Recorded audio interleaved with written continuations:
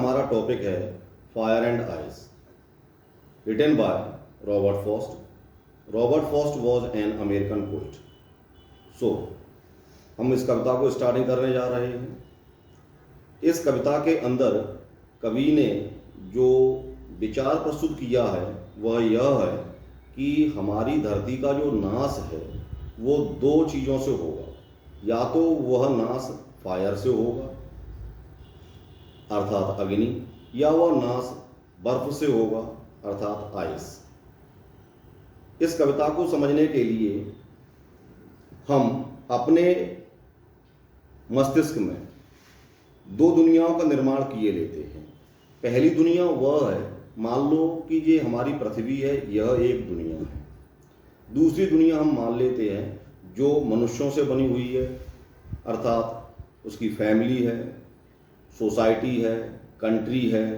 तो ये भी अपने आप में एक दुनिया है। तो हम इस कविता को समझने के लिए सबसे पहले अपने मस्तिष्क के अंदर अर्थात अपने ब्रेन में दो प्रकार की दुनियाओं का निर्माण किए लेते हैं। फिर ये कविता बहुत अच्छे तरीके से समझ में आ जाएगी। तो इस कविता के अंदर कवि ने फायर और आइस का पर्सोनिफिकेशन किया है। पर्सोनिफिकेशन का मतलब यह होता है कि बेजान चीज़ों को हम मानवीय गुण प्रदान कर दें, मानव का गुण प्रदान कर दें, तो उसके अंदर पर्सोनिफिकेशन हो जाता है। तो इस कविता में भी फायर और आइस का पर्सोनिफिकेशन किया गया है। अर्थात ये सीधे सीधे जो कहना चाहती है वह इसका भाव नहीं है, इसके अंदर कुछ डिफरेंट भाव है। सीधी पंक्तियाँ तो बहुत ही सिंपल हैं, अगर हम उनको पढ़ के देखते हैं तो ये लगेगा ये कविता बहुत ही आसान है, लेकिन ऐसा है नहीं। जैसे कि पहली पंक्ति को मैं पढ़ के बताता हूँ। Some say the world will end in fire. कुछ लोगों का मत है कि ये दुनिया है यह फायर से नष्ट होगी। बहुत ही ईजी सी बात है, ये कोई नई बात नहीं है। जितने भी सारे वैज्ञानिक हैं वो ये कहते ही हैं कि हमारी धरती का जो नाश है वो फायर से होगा। एक दिन धरती का टेम्परेचर इतना बढ़ जाएगा कि इस पृथ्वी का नाश हो जाएगा, सारी चीज़ें जल जाएंगी, सबका अंत हो जाएगा। सम सेज इन आइस। कुछ लोगों का मानना है कि इस धरती का जो नाश है वो बर्फ से होगा। अर्थात टेम्परेचर इतना डाउन चला जाएगा कि वो माइनस के अंदर पहुंच जाएगा, और जब टेम्परेचर माइनस में पहुंच जाएगा तो सारी चीज़ें जम जाएंगी और इस पृथ्वी का नाश हो जाएगा। अर्थात there are two elements which can destroy our earth. First element is fire and second element is ice. We all know about this. Fire can destroy the whole earth and ice also can destroy the whole earth. आग भी पूरी पृथ्वी को पूरी तरीके से बर्बाद कर सकती है और बर्फ भी पूरी पृथ्वी को बर्बाद कर सकती है। From what I have tasted of desire, I hold with those who favor fires. यहाँ पर कवि ये कहना चाहता है कि मैं डिजायर के साथ में हूँ, मैं उन लोगों का पक्ष लेता हूँ जो फेवर किसका करते हैं, फायर का। अगर धरती का नाश होगा तो वह सबसे पहले उन लोगों की ओर से बात करना चाहता है जो ये कहते हैं कि इस धरती का जो नाश है वह फायर से होगा। सही बात है। जैसा कि हम देख रहे हैं दिन प्रतिदिन पृथ्वी का जो टेम्परेचर है वो बढ़ता जा रहा है, बहुत सारे जीव हैं उनका लोप होता जा रहा है। तो एक दिन ऐसा आना है, ये श्योर है कि इस धरती का जो नाश है वह टेम्परेचर बढ़ने की वजह से होगा। इस पृथ्वी का टेम्परेचर इतना बढ़ जाएगा कि वनस्पतियों में आग लग जाएगी और सारी प्रजातियां नष्ट हो जाएंगी। तो कभी कह रहा है कि मैं किन का फेवर करता हूं, I favour those who support fire. माने वह उनका पक्ष ले रहा है जो ये कहते हैं कि पृथ्वी का नाश है वह फायर से होगा। अब हम यहाँ पे थोड़ा सा इस कविता के भाव को परिवर्तित करते हैं। फायर, मनुष्यों की दुनिया में फायर कहाँ है? कवि ने इस कविता में फायर को कंपेयर किया है डिजायर से। मान लीजिए अब हम बात करते हैं मानवीय दुनिया की, जिसके अंदर हमारी फैमिली है, सोसाइटी है, हमारा देश है। तो जो डिजायर है वह फायर के इक्वल कैसे है?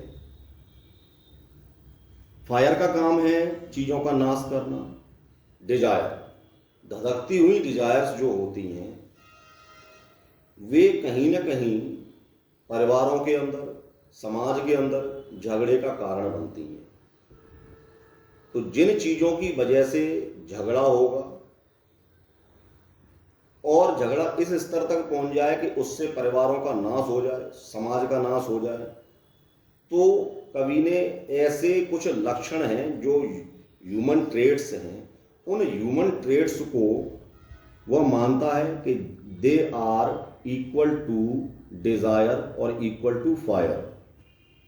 ऐसे बहुत से मानवीय लक्षण हैं जो फायर का काम करते हैं। जैसे कि इसमें सबसे पहला लक्षण है डिजायर का।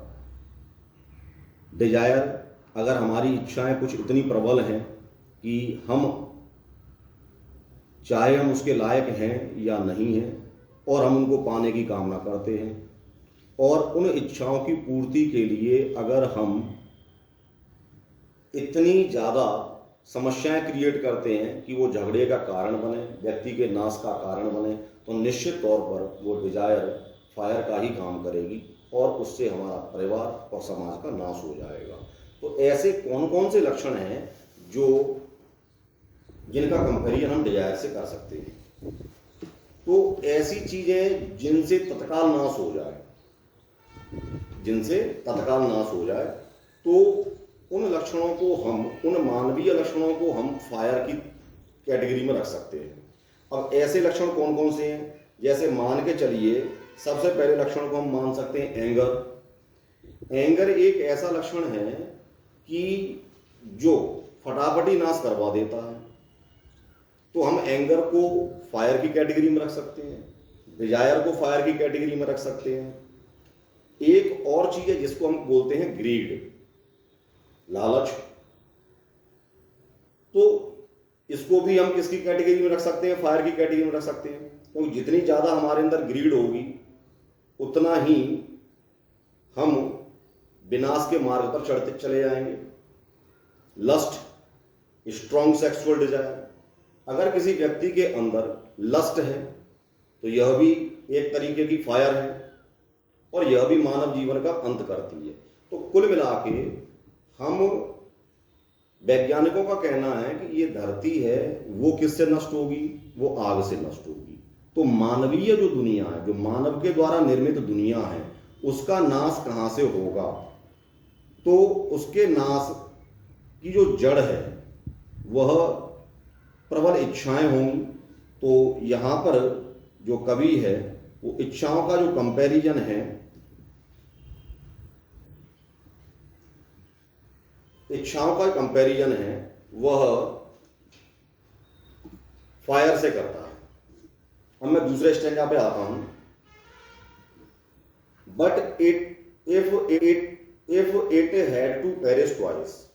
यहां कभी कहना चाहता है कि अगर मान लिया जाए कि धरती का अंत है वो 2 बार हो, है ना, मान रहा है वो, होना तो एक ही बार है। But if it had to perish twice means to be destroyed twice, I think I know enough of it. तो मेरा मानना है कि इस धरती पर हेट भी कम नहीं है, अर्थात लोगों के हृदय में प्रेम नाम की वस्तु बची ही नहीं है आज के समय में।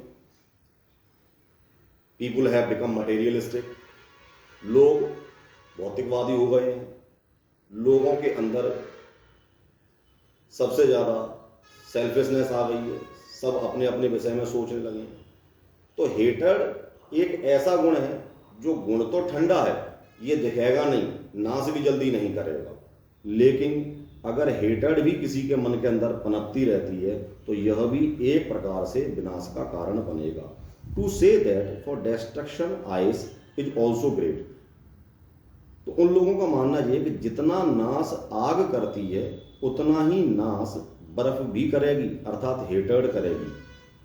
जितना नाश धरती का नाश, मैंने कहा ना 2 दुनिया दिमाग में लेके चलोगे, एक धरती है और एक मानवीय दुनिया है। तो मानवीय दुनिया में कौन कौन से लक्षण हैं जो उसकी फैमिली का, उसके समाज का, या एक तरीके से कहें मेंटल पीस का, आपके जो मस्तिष्क की शांति है उसका नाश करने वाले लक्षण कौन कौन से हैं।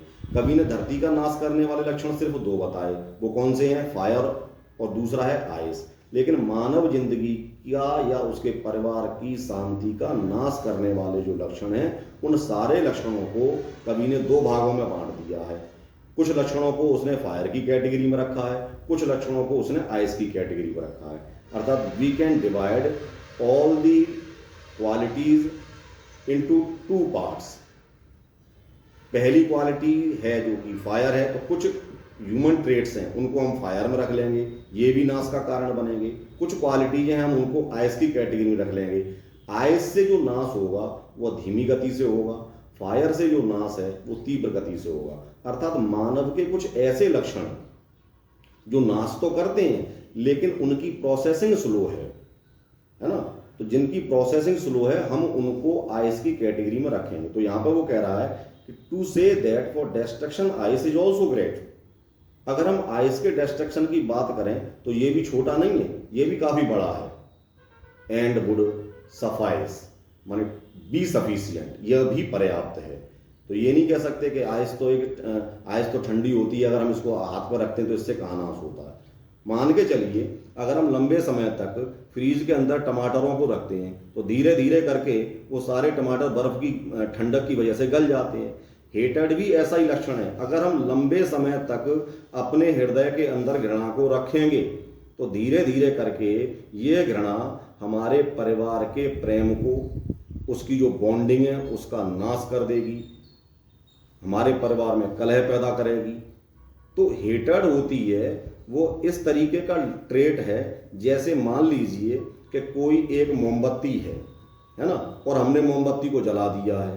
मोमबत्ती को जला दिया तो जैसे मोमबत्ती अपने ही मोम को खा जाती है, ठीक उसी प्रकार से हेटेड उसकी ही फैमिली को खा जाती है। तो कुछ लक्षण ऐसे हैं जिनकी वजह से परिवारों के नाश होते हैं, समाज के नाश होते हैं।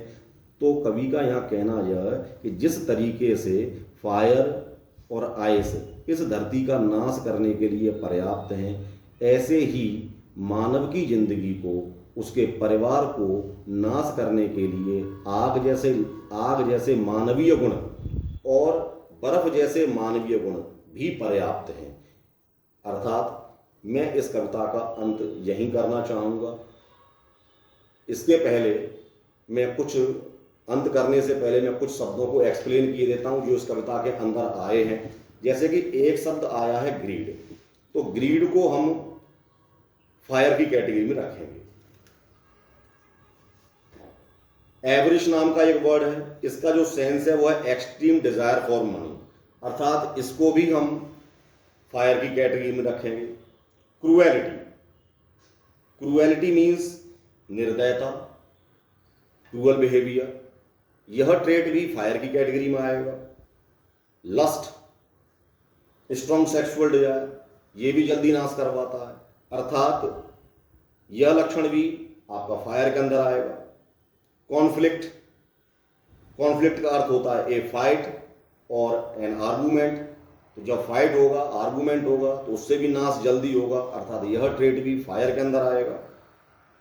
Fury means a very great anger तो किसी भी स्वरूप में हो, है ना, यह भी परिवार का इंस्टेंटली नाश करवाता है, अर्थात यह भी फायर के अंदर आएगा। Intolerance means the quality of being intolerant, असहनशीलता, तो यह आइस की कैटेगरी में आएगा। असहनशीलता है हमारे अंदर तो नाश तो होगा, लेकिन यह ठंडा गुण है ना। लोगों को अभी हाल फिलहाल ये जल्दी ही ये समझ में नहीं आता है, लेकिन धीरे धीरे करके ये लक्षण अपना असर दिखाना चालू हो जाता है। तो इनटॉलरेंस है, यह ट्रेट है, ये आइस के अंदर आएगा और यह भी धीरे धीरे मानव जिंदगियों का नाश करवा देता है। रिगिडिटी मीन्स हो गया physical property of being stiff, इसका मतलब हो गया कठोरता। अब कठोरता जैसे मान के चलिए कोई व्यक्ति किसी पर अत्याचार कर रहा है, आपने अपने मन को कठोर करके वहां से निकल गए, तो ऐसे लक्षण भी तत्काल नाश नहीं करते, लेकिन जो लंबे समय में इनके रिजल्ट बहुत बुरे आते हैं, अर्थात यह भी समाज का और परिवारों का नाश करने वाले हैं। अर्थात अकॉर्डिंग टू मी, रिगिडिटी आपका जो लक्षण है यह आइस के अंदर आएगा। Insensitivity, the state of being insensual, असंवेदनशील होना।